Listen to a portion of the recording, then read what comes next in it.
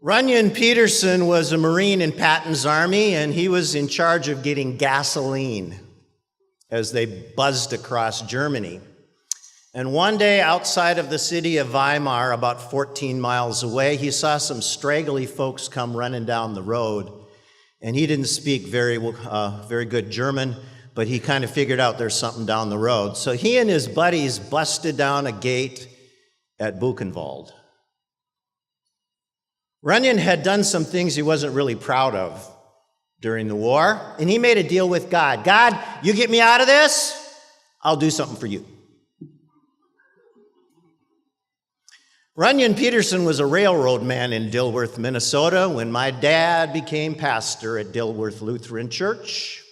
After being up bucking the billy goats out in the Turtle Mountains of North Dakota, the Turtle Mountains. I grew up thinking, for Turtle Mountains magic. I didn't know. But we moved to Dilworth, and there were a handful of people in the congregation who owned that church and called my dad boy. Now, he was a veteran of the war. And he had also been a railroad man before the war, and Runyon Peterson kind of liked my dad, and he didn't like the idea that they were calling the new pastor boy. Keep this in mind. Out of Egypt. The church is what? Kyrie Oikos, house of the Lord. Ecclesia is what? People who are called out from the world and to God, and in the 21st century, we better bring it back to the world after we get up on the mountain. Into the wilderness, pastor is what? Shepherd. Tend the flock of God that's in your charge. Is that only for ordained people? Technically, no. However, every baptismal parent or sponsor who's held a baby in their arms was set aside for a ministry to tend the flock of God that is in their charge. I thought we should start a new group for baptismal sponsors, call it Promise Breakers. Promise Breakers. Wouldn't that be a good, we could take dues and no one would ever have to come. It would just be it's a great scheme. Yeah.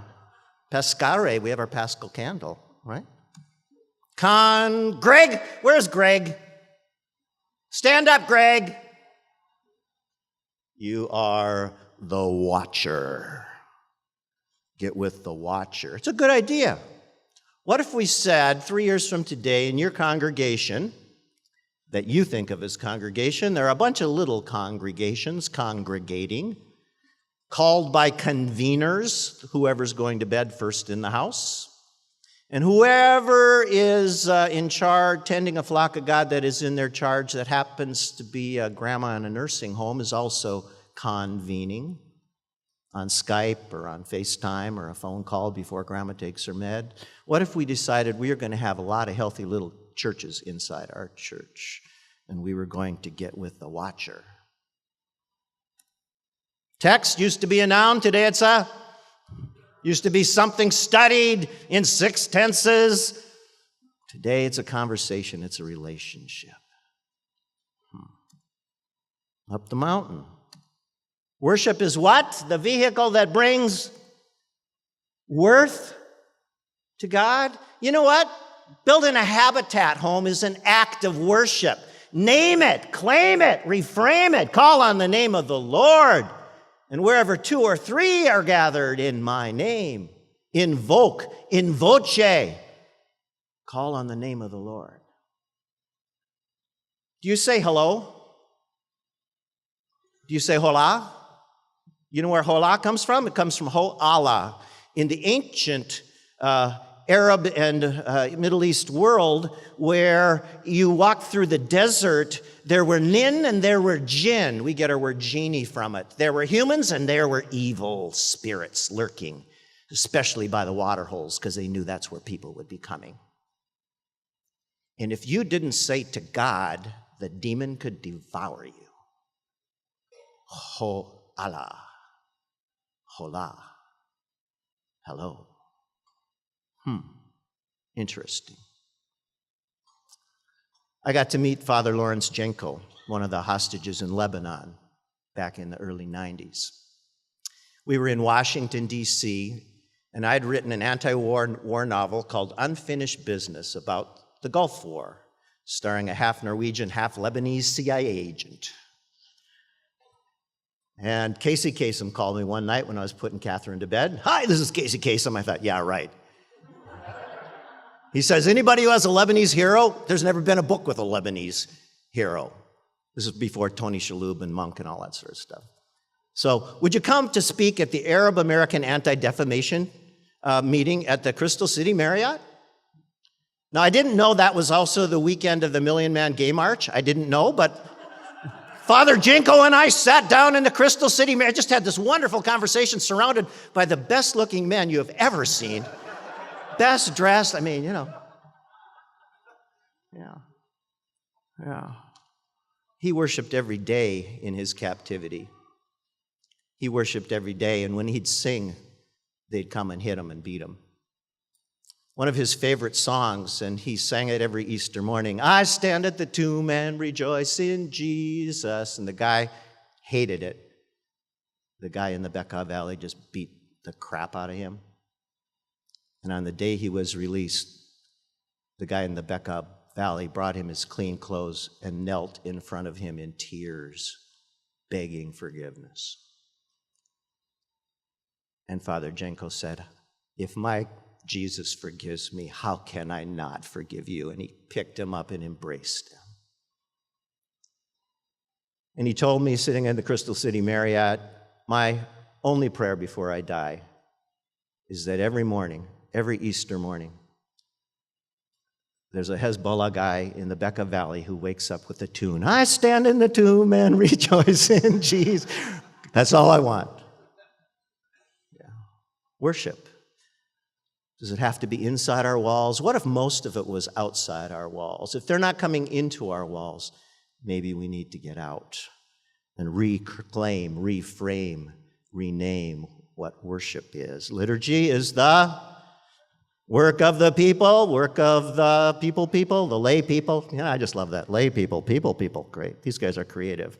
So let's now move out and into the promised land. You like that poster? Yeah, I don't know. I kind of like this better. We tried something for 5 years and we bombed. Totally bombed, but I think we were a little bit ahead of our time. Yes, rest in peace. Rest in peace. Rest in peace. Oh, by the way, there's still a few of those back out there. Promised land. The land isn't empty. We heard the other day, there's some good news and some bad news. The land isn't empty. I'm going to hop over to a cartoon just because I like to have cartoons. And you probably know this story. So they send out the spies, right? Yeah, the spies. And they go in there and they say, "Milk and honey, it's great. But guess what? These guys are giants and they're going to crush us like grasshoppers." By the way, this is flannel graph for those of you who are as old as me. I got to preach in Slidell, Louisiana on the weekend that the Saints played the Giants a couple years ago. And everybody was in their Saints uniforms. They were all ready to go. Our text for the Sunday just happened to be strong and courageous. Do not be frightened or dismayed, for the Lord your God is with you wherever you go. Boy, was that a lob for me, huh? Let's try that in American Sign. Stand up, everybody. Be strong. Be strong and courageous. Put them together now. Be strong and courageous. Do not be frightened. You're afraid right in your guts, right? Do not be frightened. Okay, put them together. Be strong and courageous. Do not be frightened or dismayed. Dismayed. Again, ready? Be strong and courageous. Do not be frightened or dismayed, For the Lord, make a sash and point to God, sash with an L. The Lord, give yourself a karate chop on the head. Your God, the Lord, your God, the Lord, your God. Put them together. Be strong and courageous. Do not be frightened or dismayed. For the Lord, your God, is with you, wherever you go, wherever you go. Wherever you go. Turn to someone and try this, looking in their eyes. See if you can do it and they can do it. Ready? Be strong and courageous. Do not be frightened or dismayed. For the Lord your God is with you wherever you go. Wherever. Give yourself a hand. Good job. Good job. By the way, for the television generation, 7.5 minutes into your sermon, they need oxygen, O2. They need glucose. They need a brain fertilizer that goes by the letters B, D, N, F, brain-derived neurotropic factor. You can call it best darn nerve fertilizer.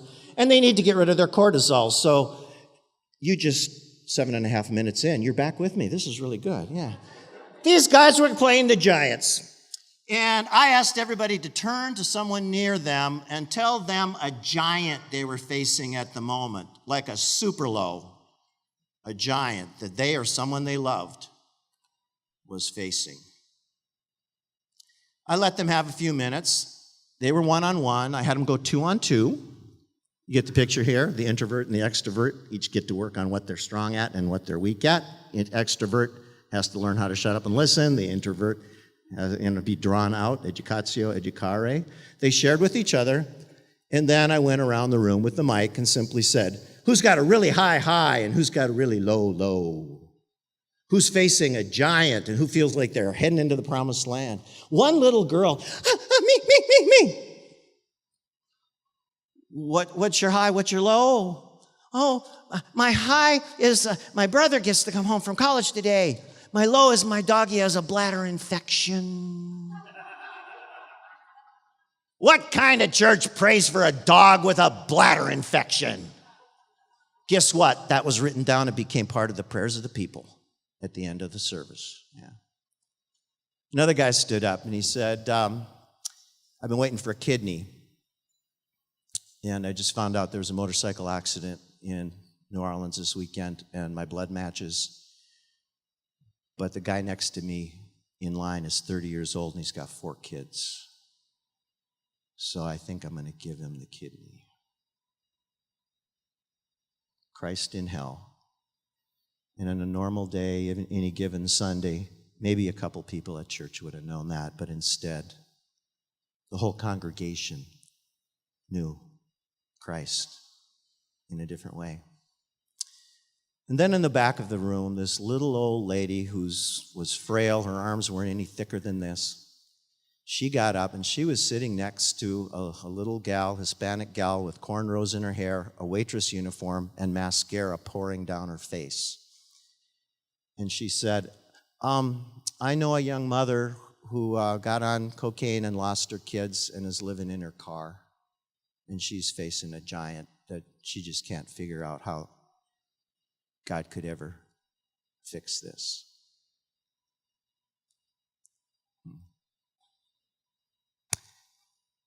Can the saints beat the giants? I got to finish the sermon. I think the saints can beat the giants. Yeah? So what if they're giants? You got a bigger God who's bigger than your biggest problem.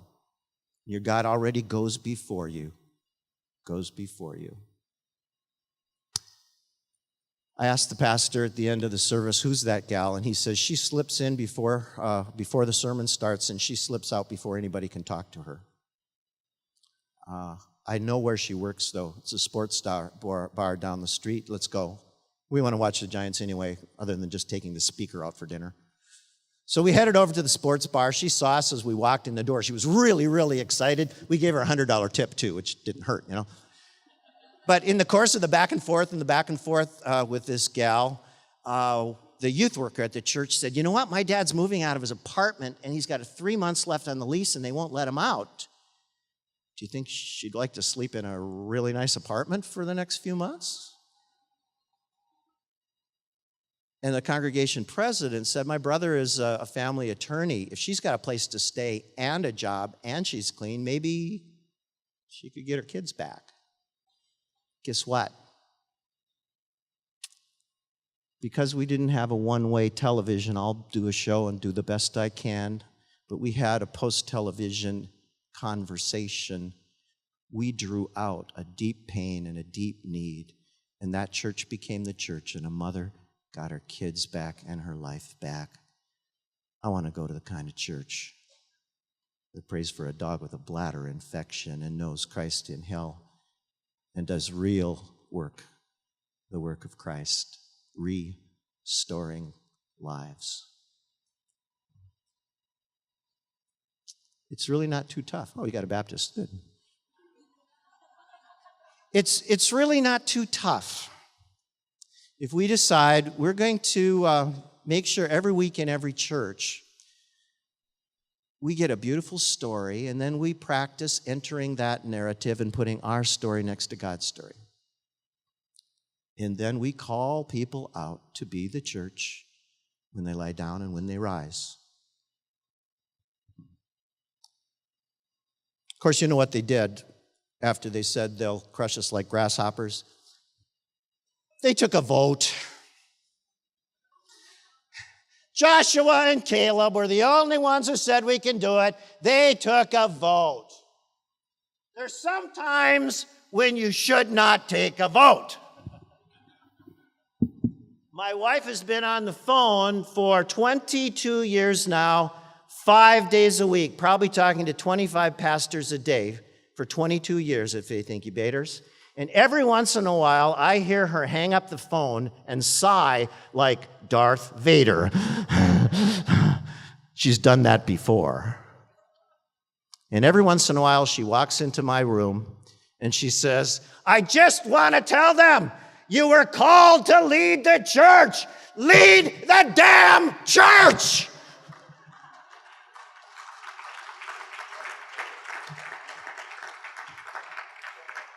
So here was my dad, a soldier in World War II. That's Uncle Frank. Railroad man, goes into the Army, goes to college just to help his buddy whose lip was blown off in World War II, becomes president of the LSA at Augustana College, goes to Luther Seminary, graduates with Deke Nesson. And here's Runyon Peterson on the day Buchenwald is liberated. And here's Elie Wiesel.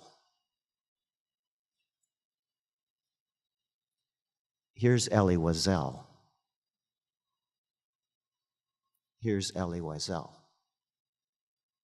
Runyon has a tree planted for him in Israel, the righteous of the nations. Runyon had done a bunch of stuff. He said, God, get me out of this. I'll do something for you. So the new pastor comes to Dilworth Lutheran Church, and the owners of the church call him Boy, and Runyon decides, I'm going to do something about it. I'm going to do something. Well, Pastor Ray decides, we're going to grow this church. This is a little church, just this nice little perfect white church in the little, and it was a white church, in the middle of Dilworth, Minnesota. And on the other side of the sugar beet field, on the other side of the big ditch, there's just this big piece of land that would be perfect for a great, wonderful church. And so my dad starts working with Runyon. We should build a bigger church, and we should knock on doors. We should get out of and get people in. And Fargo-Moorhead was growing like leaps and bounds. Let's do that. And a lot of people, especially the new people, were excited. By the way, if you want to do anything new, you get the new people first, and then you get a handful of the supporters who understand your heart, the why behind the what. I call them the police. You want to get the police knowing what you're doing if you're going through change, because there will be complaints during change, right? You also want to get the media, whoever talks and other people listen, and you also want to get the schools. This comes from Jack Walsh, the CEO of General Electric, who was the CEO of the decade of the 80s. He said, any idiot can start a revolution. It takes sheer genius to pull one off. Because whenever you change the status quo, whenever you pull off a reformation, there will be a counter-reformation. Whenever you try to pull off a revolution, there will be a counter-revolution. And you can guarantee. So Jack Welch, who was a student of history, studied revolutions that failed and those that succeeded. And he discovered that you have to control the police, the media, and the schools. Well, Dad didn't control the police. He couldn't. They owned that church. But they got to the media. Everybody was excited, especially all the new people. You want to do something new, you got to remember all the new growth happens on the outer edges. The trunk may bring the water up, but all the sugar comes from the leaves, right? You want to try something new, you try it with the new. And the people who are young at heart and haven't lost their marvels, and want something, right? Okay. So it came time to vote. And the vote failed by 6 votes. Jump ahead in time. After Bottineau, North Dakota, after Dilworth, Minnesota, Dad went out to Williston, North Dakota, which is the center of the big oil boom. There was a mini boom going on at that time. The church grew and grew and grew, a couple thousand members. After that, he was supposed to retire. And instead, he took another 2-point parish near Parshall, North Dakota, right next to the reservation. And when Mom had her first heart attack, I showed him that with his Thrivent, or actually it was AAL long-term care insurance, and his pension, and his army, and the little bit of money they saved, he'd be making more retired than he would be working for the church there in Parshall, North Dakota. So once we just put the numbers down, he thought, this is good. We'll do this. And we said, you'll never be sorry if you take care of Mom in these years. You may be sorry if you don't. And they had 10 beautiful years. And they went to Alaska, they went to Norway, they went all over the place. Just had a beautiful time. Well, moving back to Fargo-Moorhead, so he's kind of in between where his kids live, Dad looks up Runyon Peterson. Runyon takes him out for coffee, and Runyon says, Ray, got a confession to make. What? Do you know that day back in 1962 when we took the vote and it passed by 6 votes? Yep. Didn't pass by 6 votes. I counted the votes. It failed by 6 votes. And today, Dilworth Lutheran Church with a couple thousand members is sitting there on the other side of the big ditch in Dilworth, Minnesota. There's sometimes you just shouldn't take a vote. God has called you to lead the church. Lead the damn church. And lead it out of hell. Lead the blessed church.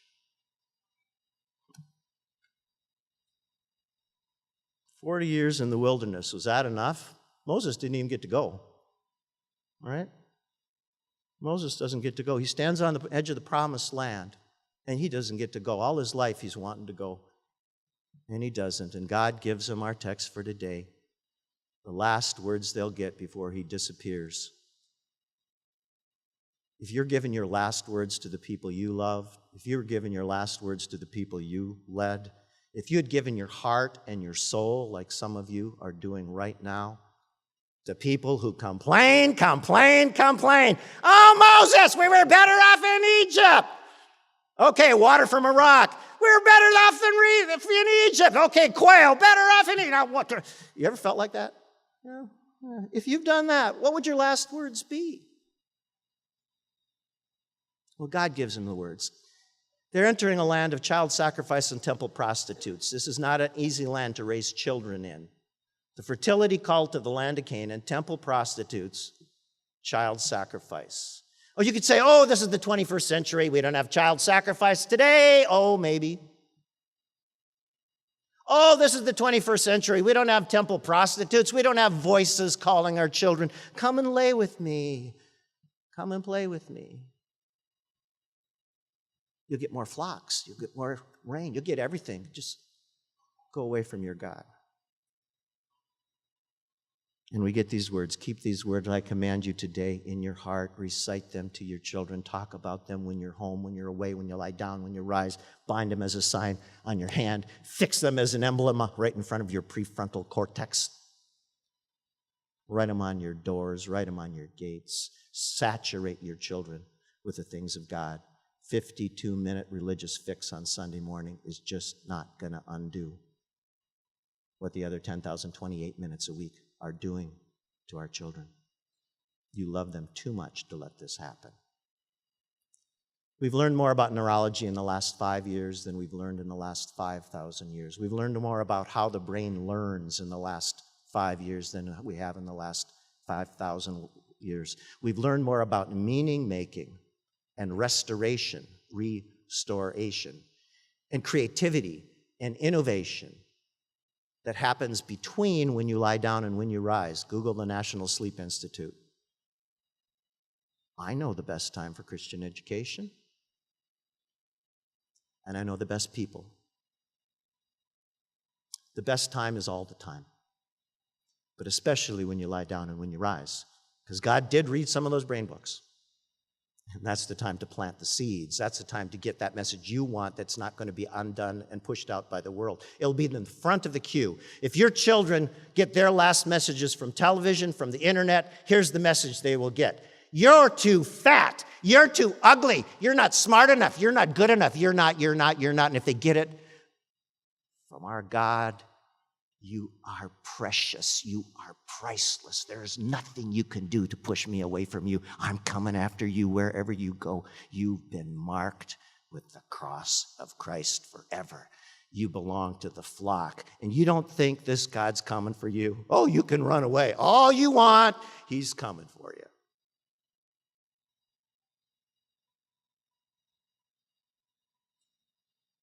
The imprinting in the human brain, I'm not throwing it on you now. You've already been marked. You don't have to do rebaptism here today.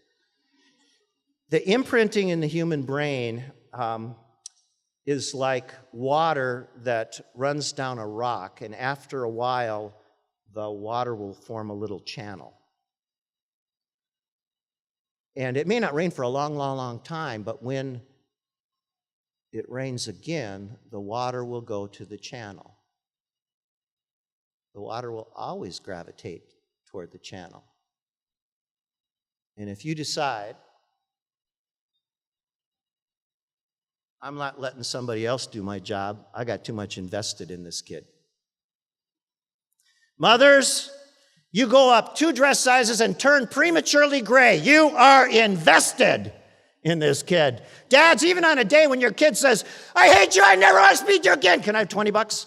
Even on that day, you would take a bullet for that kid. That's the kind of love the parent has. On certain days, you might not do it for your spouse without thinking twice, right? But you would take a bullet for that kid. It's amazing the kind of love a parent has for the child. A parent who in a big fancy dinner meeting with important people from all of town hears a little voice under the table saying, Abba, come play fire trucks with me. And the father comes down to be with the precious child.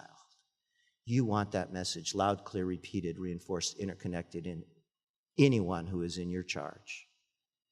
Whether it's a child, whether it's a dear friend, whether it's a parent in a nursing home. Don't let a night go by.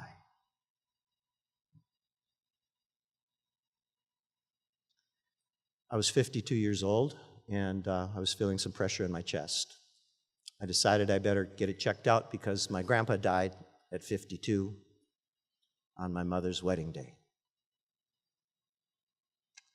The pressure felt like you took 4 fingers and just put it right in your chest. That's what it felt like. So I went into the local clinic in Stillwater, Minnesota, and I said, I'd like to have some tests. I'm just feeling this pressure. They said, great, come back in 2 weeks. We'll fit you in. What? Come back in 2 weeks. I'll be dead in 2 weeks. Just give me 2 weeks. So I went to bed every night for 2 weeks. Cortisol, cortisol, cortisol. Stress, stress, stress. Blocking the melatonin. Keeping you up all night. I finally go in for this set of tests. And they stuck a needle in me. They put dye in me. Made me run on a treadmill. And they said, yeah, there's something wrong here. But it's kind of inconclusive. We're going to put you on a deeper test. Come back in 2 weeks. 2 weeks? I'll be dead in 2 weeks. Don't tell me to come back in 2 weeks. So I try to go to sleep for the next 2 weeks. Cortisol, blocking the melatonin. I can't sleep. I finally go in, I do this whole nother series of tests, and they say, yep, we need to put a stent in pretty quick here. Okay?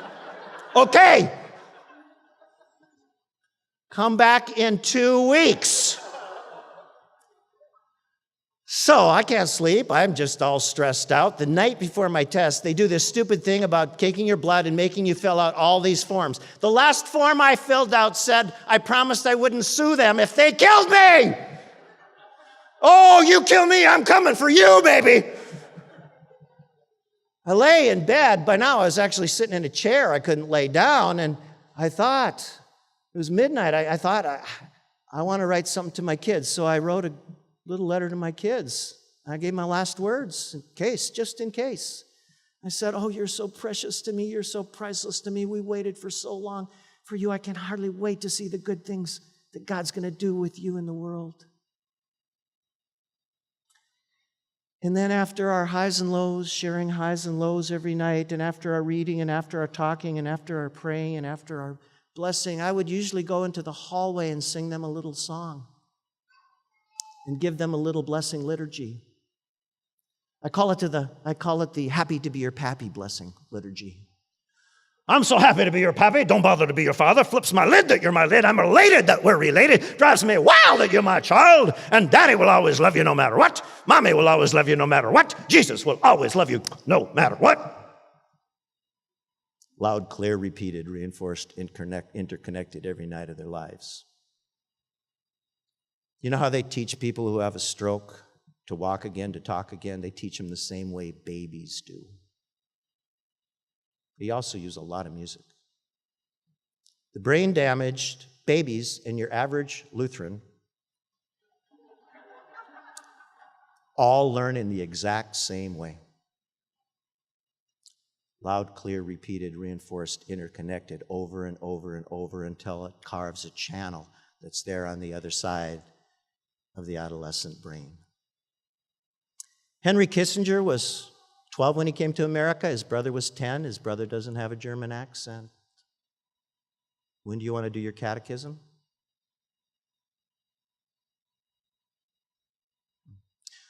What demon in hell decided Lutheran catechism should start at 13? Come on, who made this executive decision? This is just not right. What if it starts in the womb, when the baby's ears are fully myelinated, and the songs of faith and the voices and the prayers are as natural to them as anything, as another language? What if it happens every night in every home after it's taught every week in every church? What would happen then?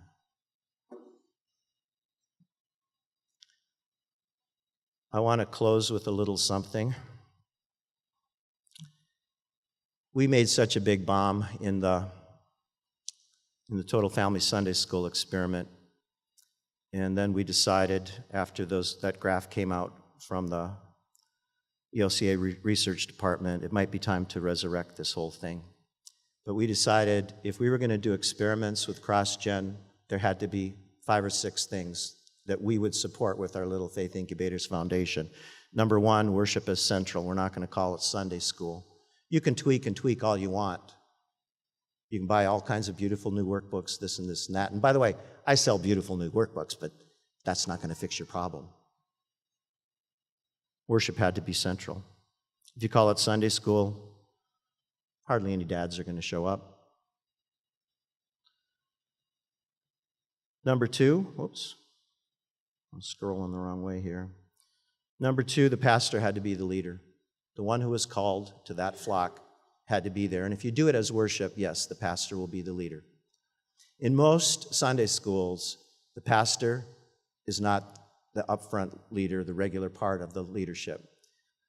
But studies show, Barna will show, that if you don't get at the kids before they're 8, 9, 10, they're not going to be worshiping as adults. If you have an existing Sunday school hour and you say, we're bringing in Holy Communion and the Lord's Prayer, we might even take an offering. Parents, be here with your kids. We're going to give you the play for the week. We're going to give you the story for the week. We're going to role model and put our story against your story. And we're going to practice highs and lows at a cross-generational table so that your kid hears other voices. And we're going to be praying for each other at our table all week long, checking in. A pastor could have their effectiveness multiplied at least by 7. What if 3 years from today, the majority of your people were going text context every night in every home after being there? But according to the neurologist, your brain replays thousands of times over the key events in the day and whatever you put in the queue before they go to sleep. Rapid eye movement, slow wave, dig deep. What do I already know? What's the new? What do I already know?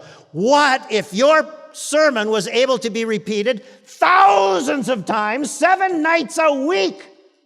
3 years from today, I think you'll be a very effective pastor 3 years from today if you can get to the shepherds tending the flock of God that's in their charge. We knew worship had to be central. We knew pastors had to be leaders.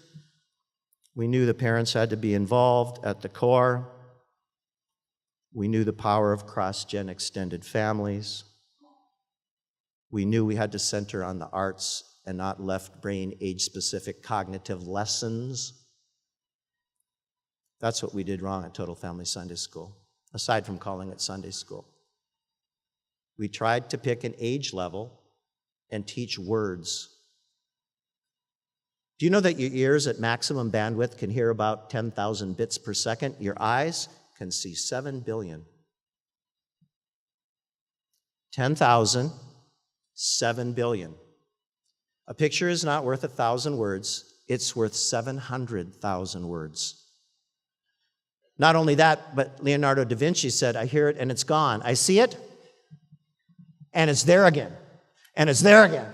And it's there again. Loud, clear, repeated, reinforced, interconnected.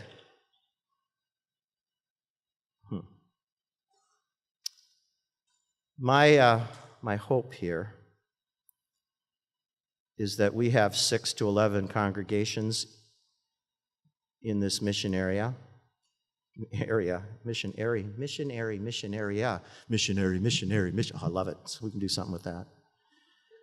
I would hope that you don't get infected with what I sometimes call counselitis.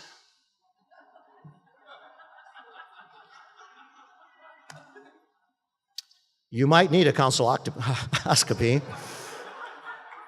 which can be very painful. And it might have to lead to a consulate. You might have to put the right police, the right media, and the right schools in the right place at the right time.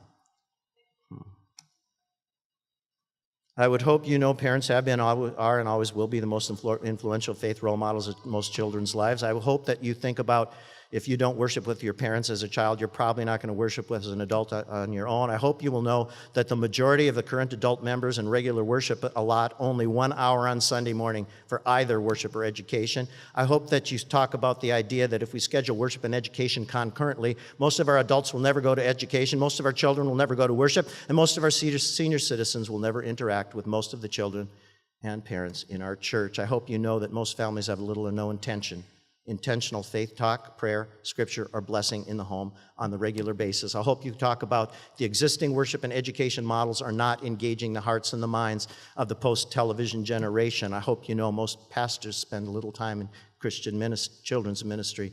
Most Christian ed directors get little time in worship. I hope you know that the handouts we get end up on a van floor. They never get into an engaged, maybe 10% if you're lucky. A simple model that connects parents, children, elders on a Sunday Bible theme and re-engages them in caring conversations during a nightly bedtime ritual at home would be far more effective psychologically, sociologically, neurologically, theologically than just taking the kids away and doing something in a Sunday school room. And that the wisdom of the elder and the wonder of the child are two priceless gifts which belong together. And if you want to do an experiment for 6 weeks, 40 days, and if you can't do it 40 days or 6 weeks, just a month and a half. And if you want to make it look like dinner parties instead of a meeting at church for 6 weeks in a row, you don't want to go to 6 church meetings, right? And you're in charge. But if we say, okay, we're going to start We're starting at your house, Jane, okay? Chris, you guys bring the appetizer. We'll let the bishop off the hook. Yeah, you're going to bring one main course, you bring another main course, you guys bring the dessert, so you don't have to do anything except have your house ready. So once every 6 weeks, you get a clean house. It's a pretty good deal because you can make it feel good. And we're going to talk about share and sharing highs and lows, and we're going to practice that. And then on the next week, we're going to talk about what does it mean to be in God's Word, and what can you do when the Word meets the world, and back and forth and back and forth. And then when we go to your house, so we'll go to his house next. You bring the dessert. You know what I'm talking about. Round robin, the whole thing. Make it look like a party. Make it look like the koinonia that the early church had. Make it look like, how do you get invited to that party? Well, we're just incubating a little something. And if you do it for 6 weeks, I'd like to be in touch with you all 6 weeks. And at the end of 6 weeks, I'd like to get video like you saw last night of families. And I'd like to throw that online and see if we can't leverage the technology available to us before 2017. Do you know what was going on in the world on October 31st, 1517? Yeah, the printing press, but that had been there for a while. Luther knew how to get the stuff made. But do you know that the Pan-European Postal Service went into effect in 1516? You didn't have to be rich to get a message to somebody anymore? So now we got this revolutionary idea and a way to get it made and a way to get it out. Get it out. Call it out. We did a week retreat with 12 churches from Columbia, Maryland, to Baton Rouge, Louisiana, to Spokane Valley, Washington. We said, go home and try something. Try anything and do it really quietly and then let us know, but let's build a conversation. So we set up a Facebook site called Killing Sunday School, Birthing Cross-Gen Worship. Boy, did the arrows fly when we said that. And in a week, after the retreat, we had 100 churches. And in a month, we had 300 churches. Today, we have about 3,700 members representing 3,200 churches. I think we can get a couple more after today. But if you Google Killing Sunday School, you'll see 30 million results. I think it's an idea that's time has come. And it's for this reason.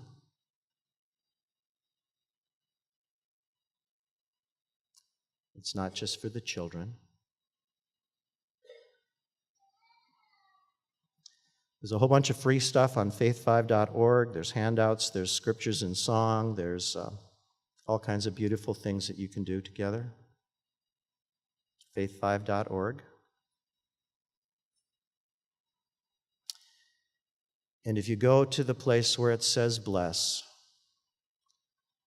I'd like to close with a couple minutes of my dad's blessing before he died.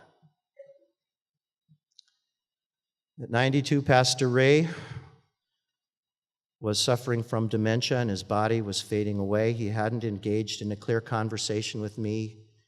He didn't know my name for a couple years. Then on a 4th of July picnic, he noticed I had a cast on my arm. He began to massage the cast, pray for the break. I grabbed the video, and this is what happened. He will turn the hearts of parents to the children, and the hearts of children to their parents. And for you who reveal my name, the Son of Righteousness. You're doing nursing, right? Yeah. That's a tough program to get into. Our neighbor across the street is Oh. going to Florida to Kinda sore. University, Florida. It's just 60,000. 20,000 kids. I smashed it in a freight elevator. Is, I think, close to 65 or 40,000. I wasn't being careful. Well, doctor, Can you pray for my hand? that and, you know, Lord, you have regular general doctor practice. Does he really practice that? said he loved the it. power But of he said, that healing. he's found out that, you have to really crack down at a graduation. A lady that's going into nursing. In the Richard evenings and needs stuff, the last healing. 2 summers, because they want people who've been, he's like, so caring, and he's a wonderful young man. Yeah, I can see him. Oh, he'd be. Thank you. I hope he, In Jesus' name. yeah, oh, he acted like he liked it. For a Amen. while, he thought he wanted to be a foot doctor, A foot because he doctor. loves He it. originally went to, that's what his idea was to be foot doctor. Yeah. But he said the more he Feels better already. was involved in it, so he really liked it. Great. Thank you. I appreciate your prayers. Like, when they You were quite a preacher once upon a time. Once upon a time. That was in class. Everybody loved your sermons and your stories. last year, because And they tell me you had a church that hugged, everybody hugged all the my time. teacher, she was good. Like, basically, she was like a high Is school that right? Yep, you had the Hugginist Church in North Dakota. Yeah. Well, no, like how. Why is it important to hug, do you think? She knew everybody's name. Like, It shows even though it was like, intimacy. I don't know, probably 30 people in my class, because she had us make name cards. How many hugs do you need a day, do you By the end think? of the semester, she knew, like, To stay healthy. Oh, 5. Oh, Alex Weiss, who was running for the House in the country. and When I was ordained, you said 2 things. Preach a good sermon and make sure they know you love them. And if they know you love them, then the sermon doesn't even have to be so good.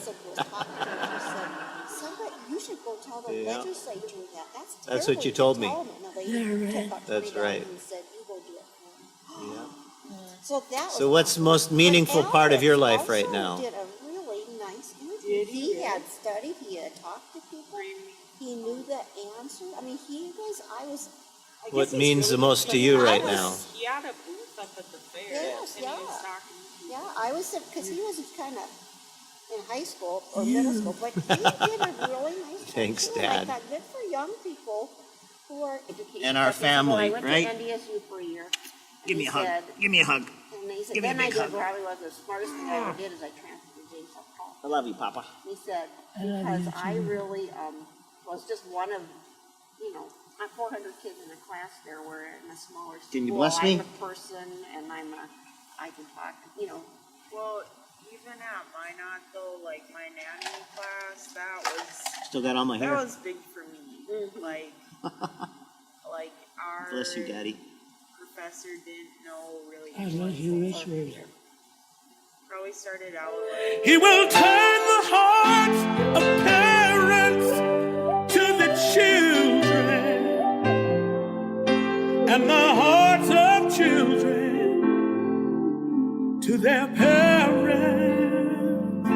But for you who revere my name, the Son of Righteousness shall rise, shall rise.